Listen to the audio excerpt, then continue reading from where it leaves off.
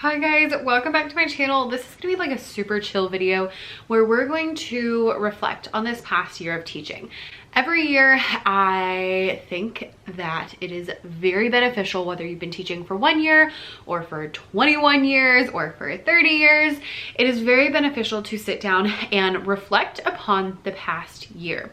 The reason is because when you sit down and think about the last year, you can see what things you want to keep, what things you want to change, and how you can become a better teacher next year. Even if you've been teaching for a really long time, you can still always be a better teacher next year. And this is the perfect opportunity at the end of the year to just sit down and think, what went well, what didn't go well, and how can we fix it?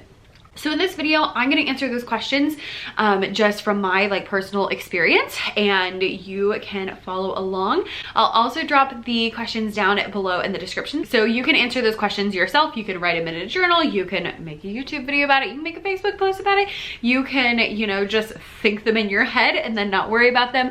But just having the intention of reflecting and thinking through the past year and thinking about the upcoming year is going to make you a better teacher, even if that's all you do. So let's get into this. I have a couple of different questions and I'll go ahead and tell you what they are. So the first one is just describing the school year and particularly thinking about the overall feelings that you had in the school year, because I find that most school years you'll have a number one feeling or number 2 or 3 feelings that you kind of stand out for you. Number 2 is what things went well. So always like to celebrate the good things. What things maybe didn't go how you wanted them to, things that we want to keep doing next year, things that we want to change next year, and then things that we want to stop doing next year. So that is, oh no, I don't have a stop, just keep and change. Okay, so those are the questions I'm going to be answering in this video. So go ahead and grab a cup of coffee or iced coffee and let's get to it. Okay, so first of all, this whole year, how was this whole year? So let's back up a little bit and have some context. Hey, I'm Becca. I'm an elementary music teacher and this was my 5th year of teaching. I've been at the same school the whole time. It is a slightly more exciting school than some are, and I have had the same kids, the same classroom, all of that good stuff for 5 years. Now, as you may know, the last 2 years or 3 years have been insane, because in 2020 we went on spring break and then we never went back, and we had just hot mess distance learning situation. Our county actually went back to school online the next year, and my kids were completely online until February. And in February, we started hybrid. So we had some kids 2 or 3 days a week and some kids at home. And so it was just basically hot mess central.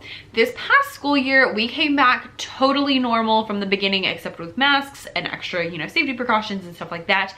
But we have been, in school the whole time, except for that 1 week where we got shut down because we had too many cases. But other than that, we've been in school the whole year. So the past 2 years have been, as many of you would agree, just not quite what I signed up for, because they just weren't the same. Teaching music on Zoom is not the same, and teaching music hybrid is probably even worse. And so that's my number one thing, is that this year, however you felt about going back to school in person, I was so relieved to be going back to school in person and having normal-ish classes and all of that. I know a lot of you feel differently, and I know a lot of you have told me this has been the hardest year, but for me, this year was so much better because... Are you done? Nope. So for me in particular, I know a lot of people had a really hard time this year, but for me in particular, I had much better feelings about this year than the past 2 years. And honestly, it was one of probably the best years. Since I've been at my school for 5 years, I know all of the kids now. I know how things are done. I know how things are run. And I, you know, have been teaching for long enough that I actually have some lessons under my belt and some ideas of what to do. And although obviously I don't know everything, because your girl's not ever gonna know everything, I know a lot more than I did my first and second and third years teaching. And then the past 2 years being so wonky that this year was just such a relief. One, that we got to sing and we got to play games and we got to play instruments, even though it was a little different. There were some instruments I wasn't allowed to use and we had to like wipe things down. Like things were different, but it was so much closer to normal that it was so much better. So overall, my feeling was pretty good on that part. Actually teaching wise, like me in the classroom with my children was great. That being said, I had other issues. Number one, it being that I was so tired. So tired. I don't know if it's just because we had those, you know, like 1.5 years of distance learning where I was like sitting all day, that it just felt like more, or maybe it's that I frankly am older than I was at my first and second and third year teaching. And so I was just so tired this year. So when I think of this year, I'm like, I really enjoyed the teaching part, but also like I was so exhausted for so much of the year. And even with a lot of things not going on because of COVID, still just so exhausted. And so that's something I'm really looking at for next year, how I can fix that. The third feeling I had about this year is that there were a lot of things that were beyond my control that were very frustrating, and I was not in a position to make them better, and I just had to deal with it. So specifically things like my schedule randomly changing constantly. I don't know what it was with this year, but that was like a huge thing, was just that I would show up to school and I would find out that my whole schedule was different, or that we had changed all of these things, or that I was gonna have random people talking to my class after I've been promising them all week that on Friday they get to play games, and now they can't because they have to listen to someone talk about fire safety, which is important. But like things like that where like I have no advance notice, and then big changes that mess things up to the point where it's like, literally I would come to school on Monday and we would joke, but not really joking. I'd be like, I have no idea what's going on this week, every single week. And it was so stressful because I make plans and I have plans, and when things change, it messes up my lesson plans. And that would be fine if I had advance notice, but I never do. And so that was one big issue that I had this year, was the exhaustion. And then that on top of being tired was like, by the end of the year, I was like, I can't handle anything. I just was like so done at the end of the year, which was sad because I enjoyed the teaching part, but I was just so tired and so a little bit overwhelmed from things like that happening. So looking at next year, looking at, you know, what can I control, what can I not control, how am I gonna mesh those together and make things better, we'll think about for the next 2 months. But that's kind of how my year went overall. Now, as far as things that went well this year, being in person was great. I got to do some centers and some group work, not at the beginning of the year, but you know, once some of the stuff had chilled out a little bit. And I forgot how much I loved centers and I love group work, and we did a lot of that kind of stuff that was just so much fun, and it provided so many opportunities for me to work with smaller groups and like actually talk to the kids, and it was so good, so good.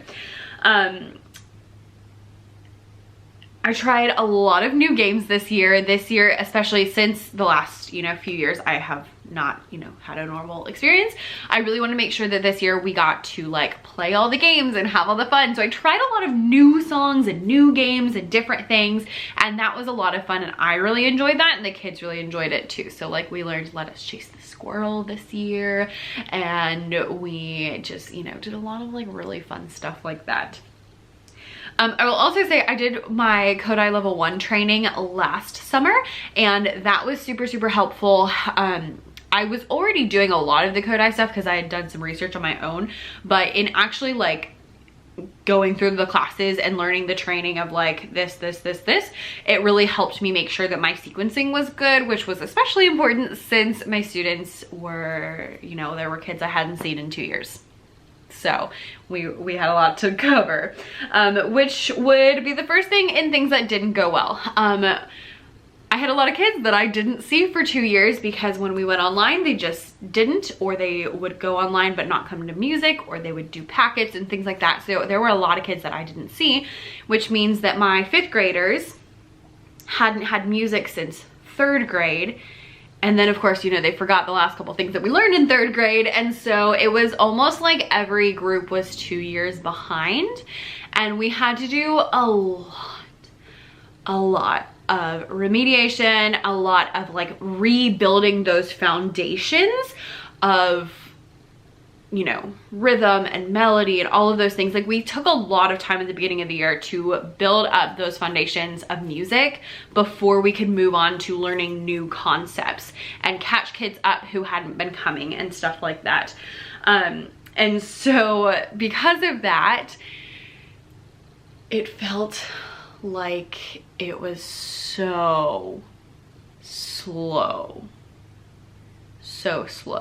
Like my 3rd graders spent probably 6 months on law, and then we learned half note like very briefly at the end of the year, and we're gonna have to review it next year.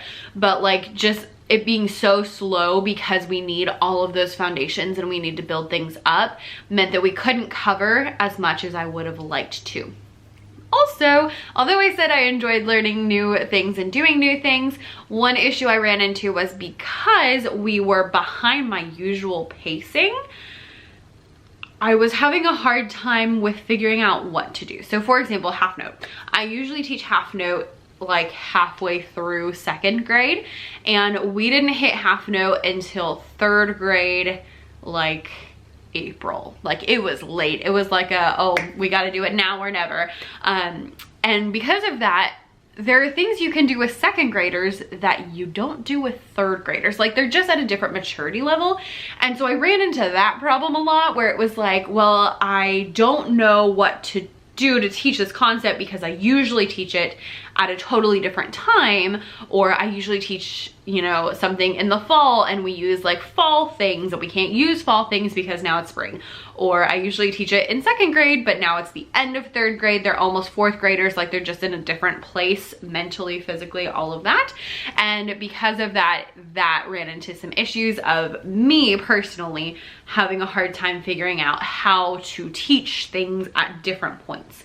I hope that makes sense. So those were like big sequencing issues that I was running into. Well, look, if I move my hand, my green like reflects. It's so bright. Sorry, distraction. And then the other thing was all of the changes, which I can't really help, but I can equip myself maybe a little better. So I'm thinking next year I might have like a list of like, these are things we can do if my classes randomly change in the middle of the day. I already have a couple ideas in the back of my brain because I always like to have a backup plan, but having more of a formal, like we could play this game, we could play that game, we could do, you know, things like that, so that I just feel a bit more prepared if / when that happens. So there's that. Next up is things that I want to keep doing next year. So these are things that worked well this year that I want to continue, and I have 2. One is one, y'all are gonna ream me out for saying this. Every teacher I have ever worked with, have ever talked to, has always said, you have to get the kids in a nice quiet line in the hallway and calm before they come in your classroom, or you've already lost. And so for 4 years, I have been standing in the hallway trying to get the kids to calm down, which is especially difficult if they just came from recess. 1, because like half my kids do that. 2, if their teachers don't care about what the line looks like, then sometimes they come and they're all over the place and they're loud, and I am not very loud, which is not a huge problem, but in times like that where like we're in the hallway, they're too loud, I sometimes have a hard time getting their attention, or I'll get their attention, but if they're at the end of the line, they think they can do whatever. And so This year, a couple months in, I was like, you know what? What if I just don't worry about it and I just get them in the classroom as fast as possible? And so I started doing that. I would stand in the hall, in the door, because I would give hand sanitizer to all the kids. And so I just started, I was like, okay, I'm not gonna make them stand there. I'm not gonna make them quiet. I literally just, like, they walk up, they don't even finish, they don't even stop the line. I just squirt, squirt, squirt, and they come right in. And can I tell you, it made my life so much better. So much better. We lose less time. I'm less frustrated. The kids are less frustrated, because what I found is that even if they're crazy in the hallway, 90% of them cross the threshold into my classroom, sit down, and they're fine. Not all of them, but 90% of them. And especially like when I walk to the front, then they're usually like on it and we don't have problems.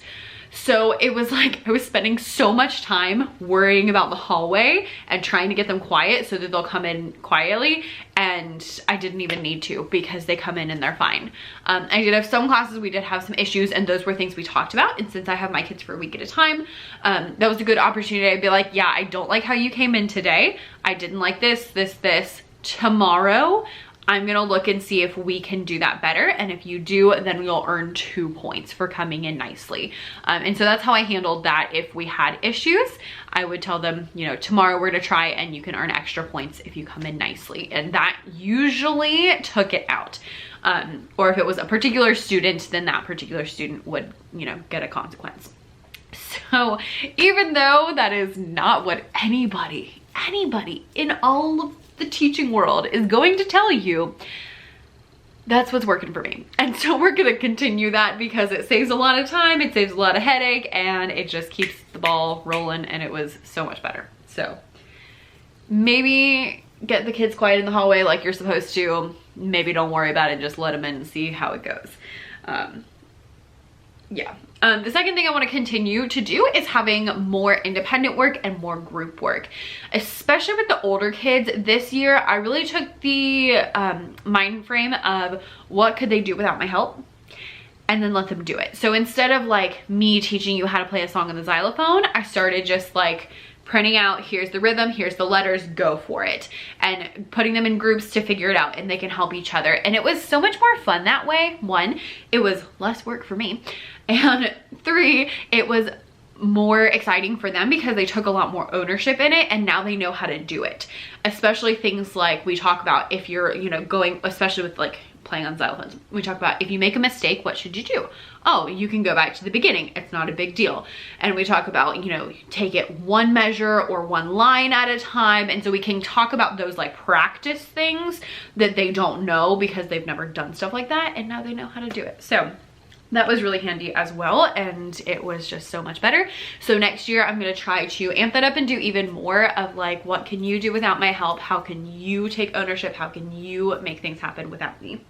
Now, a couple of things I want to change. I want to add more composition. Composition is definitely something I did not do a good job of this year. You know, some years are singing heavy, some years are instrument heavy, like it is what it is. This year was not particularly composition heavy, and so that's something I want to look at more, is how can you do more composing? How can we do more like composing projects? We did a little bit, but not a lot. We just kind of like dabbled, so I want to make that happen a little bit more.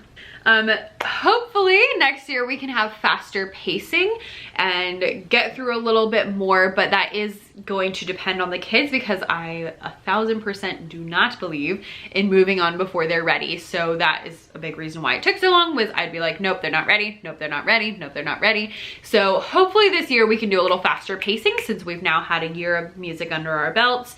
But it's going to depend on them, and I am not going to stress about it. And finally, I want to do more centers, because we didn't do centers till like the end of the year, and 3rd grade especially doing some centers because they didn't do very many centers. And maybe we'll try with 2nd grade. My 1st graders were really good this year, so I have hope for 2nd grade next year. If you've been around for a while, you know 2nd grade's usually like not my favorite, but my 1st graders were really good, so I'm hopeful that 2nd grade turns out nice. All right, so a couple of ending thoughts. as you see, there are things that went well and things that don't go well, and every year you're gonna have that, and it might be something like, I'm so tired. And the reason that the reflecting is helpful is that now that I realize, hey, I was super tired, I can look at ways to make that better for next year. So that's the whole point of this, is figuring out what you want to change and what you don't want to change, so that next year can be even better and even easier and make life better and easier, because who doesn't want a better and easier life? So things I'm looking at are, you know, things like being tired, and also not stressing so much when things pop up, because they do pop up. And although I can be flexible, I don't always prefer to be flexible. It's like, you know, that TikTok when they're like, I would love to go with the flow, but what time does the flow start? And what are we wearing? Like, that's kind of me. I'm like, I can kind of go with the flow, but I kind of don't want to go with the flow. So just having a little bit less stress with things like that, and things that are not strictly my job position, just not stressing about. Like, if I have to do it, but I don't want to, or I have to do it, but it's not like teaching music, not taking it so seriously, and stuff like that, to just make, you know, just for me, make life a little bit easier. So those are two things I'm really looking at for next year. I would love to know anything for you. Do you have similar things on your list, different things on your list? If you'd like, you can leave answers to one or all of the questions down below in the comments. That would be especially great, because there's just something about sharing things like this. And also you'll find that other people are totally there with you. So you might be on the whole other camp of like, this year was horrible and awful and everything stinks, and that's okay. That's, you know, a lot of people feel that way. And so there's just some community and sharing and realizing that you're not alone. So if you feel comfortable, leave those things down in the comments. If you don't want to do that, you can always send them to me over on Instagram. It's at Becca's Music Room, and I would love to hear from you and see how your year went, because I'm just so curious. I always think I'm not nosy, but maybe I am nosy, because I always want to know stuff like that. I don't know. I blame it on the fact that there's only one music teacher per building, so like I don't get to talk to people. Anyway, thank you for watching. I have one of these for almost every year of my teaching, so I will link those down below. It's in a playlist called like Let's Chat, with all of my like chattier videos like this one. So if you're bored over the summer, you can go check those out, and hopefully you'll be a little bit entertained. Don't laugh at, you know, beginning of YouTube Becca, because it looked very different and sounded very different, but you know, we all gotta learn. Anyway, thanks for watching. I'll see you next time. Bye.